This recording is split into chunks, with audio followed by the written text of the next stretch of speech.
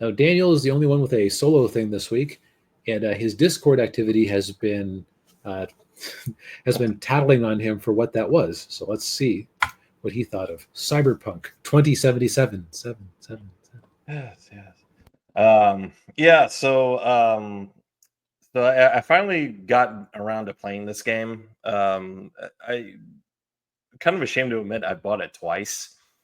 Uh, First time I bought it, I actually pre-ordered it, which was a mistake because for those of you who remember when this game came out, 4 or 5 years ago, uh, it had glitches to high heaven, and it was almost unplayable. Now, was it Sony who was offering refunds for this, or Xbox that was offering refunds for this? I remember one of the consoles, like I think with Xbox they kept it listed, but you could get a refund, and Sony just delisted it and was resisting refunds as hard as they could. I think that's right. Yeah, yeah. Um, but yeah, it was, yeah. But yeah, so I tried playing it when it came out, and I had it on the Xbox One, and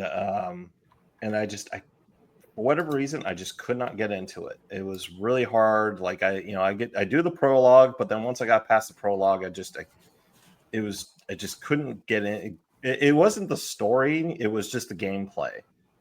Um, the mechanics and the trigger mechanisms weren't very good, and I got frustrated and stopped playing it. And then last year last Christmas I got a PS5, and I thought, well, I'll give this game a try, and got the whatever collector's edition or whatever it was for the PS5, which included Phantom Liberty, the DLC.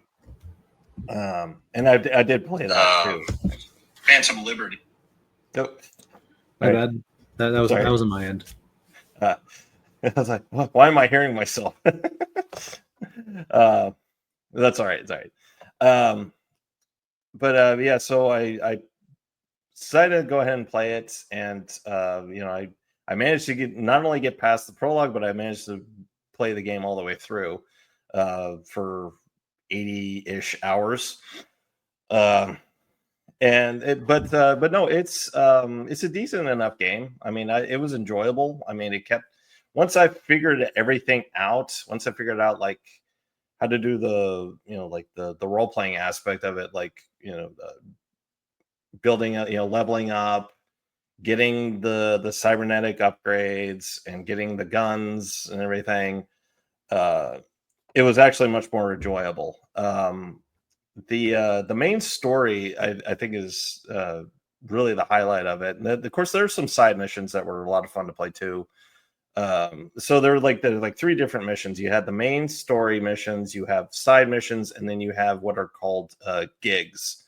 And the gigs are basically just like little missions you do where it's like, okay, so you're a mercenary. V is a mercenary, and you work with these people called fixers, who are basically middlemen, and they give you a job, and they say, all right, go to this place, steal this, or upload this virus to servers, or take somebody out. And then like the side missions are kind of like not involved with the main story, but they're just side missions. And then you have the main story, But so I'll focus on the main story. So the game starts off where you're playing V, and you can choose whatever backstory you want for V, and also choose which gender you want, male or female. And then so I did the corpo background, which is V works for a corporation called Arasaka, but then they basically get fired from the job, and then V becomes a mercenary and works with their buddy Jackie Wells, and then Jackie gets the score of a lifetime, which is you break into a hotel, like a real swanky hotel, to steal a biochip that has the personality engram of an old rocker slash terrorist named Johnny Silverhand, who is played by Keanu Reeves. And during the course of the mission, things go wrong, and then V gets the chip in their head, but then V gets shot in the head by the Fixer, who betrays him, and then the chip saves V's life, but now Johnny Silverhand is down V's head. So as you're playing through the game, you see Keanu Reeves popping up and talking to you. The way you can play the game, and so basically the crux of the game is V's trying to figure out how to save their life and get Johnny out of their head before they die. So you go through. You have different paths that you in, like any choose your own Destiny game. You have different paths that you can take to get to that end point. And it's, I will say, once once you get past the reputation of the game having all the being real glitchy and everything when it came out, it's actually an enjoyable game now, because they've basically, it gets a little glitchy every now and then, but most of the real major stuff is all gone, so it's actually an enjoyable experience. And it's an open world game, so it's like the Batman Arkham games, or the Spider-Man PlayStation game, where you can go around Night City and just explore and do all kinds of stuff, and it has the fun little things, like being able to get different cybernetics, and you can also get buy different cars and motorcycles and buy different apartments as you build up your reputation, and you get more eddies, as they say, credits. But yeah, it is actually a really fun game, and of course, being as somebody who writes in the cyberpunk genre, it was kind of just a given that I would be playing this game. So, but yeah, it's a natural fit. Yeah, it's a natural fit. Yeah, it's if I had to compare it to other things in the genre, it would be obviously Blade Runner is in there. A little bit of Ghost in the Shell, actually.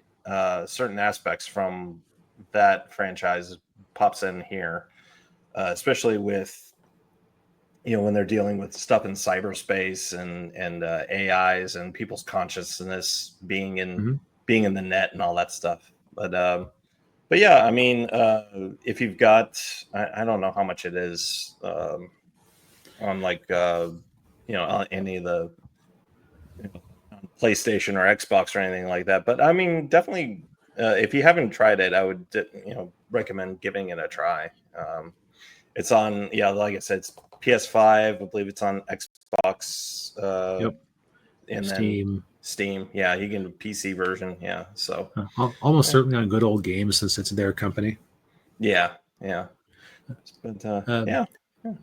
Yep. Well, the only thing I really have to add to that is it's funny that you came out with this review today, because there's an interview that's been flying around with the writer of the anime version of Cyberpunk that came out a couple years back. Right.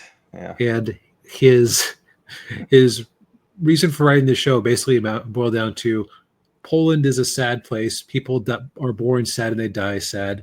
I wanted to make the world sad. Yeah, and you'll definitely feel some sadness in parts in playing this game too. Yeah, just because of how bleak Night City can be at times. The other detail is that apparently the person who created the RPG this was based on is in my area and will occasionally pop in at a game store I go to, though I've never happened to be there at the same time as him. Oh. Yeah, I think I know what you're talking about. Yeah. Can't recall his name off the top of my head, but small world. Yeah.